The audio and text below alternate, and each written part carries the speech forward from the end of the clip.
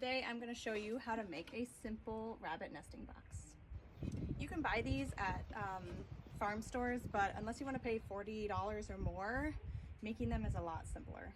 You can use upcycled wood, of course, but even if you buy the plywood brand new, each box will only cost you $5 or $6.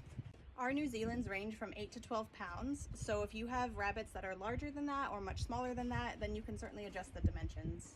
Just take into consideration the width of your wood when you're drawing out your plan. I use 3/4 inch plywood. You can use half, but it is harder to get the screws to stay in the side without splitting the wood if you go thinner than 3/4. A lot of people don't like having solid bottoms on their nesting boxes. Some people prefer wire or even like an aerated particle board. I just prefer mine to be solid on the bottom. If you plan to make several, you can actually get 5 out of 1 full sheet of plywood. I used a 2-foot by 4-foot piece of plywood to make the one today. But if you were going to use something else for the bottom of it, you could actually get a whole nesting box out of a 2-foot by 2-foot piece of plywood. Had to get out of the wind.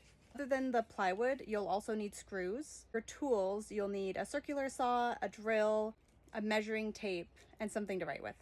So the pieces you'll need to cut, you'll need one piece that's 10.5 inches by 5 inches, one piece that's 16 inches by 10.5 inches, one piece that is 9 inches by 8.5 inches, 2 pieces that are 16 inches by 8.5 inches, and one piece that is 9 inches by 5 inches. The 2 pieces that are 16 inches by 8.5 inches need to have one of their corners cut. Holding the piece horizontally, you'll make a mark 5 inches from the top right corner and 5 inches from the bottom left corner. Connect those 2 marks and cut along that line and you'll have your angle. Once all the pieces are cut, I start by assembling the 2 sides with the front and the back. You can pre-drill your holes if you want to. I have an impact drill, so I find it easier just to go for it. Once you have your sides all assembled, you can put the top piece on. When you're screwing the top and the bottom on, just make sure to offset the screws so that they don't run into the first set of screws on the sides.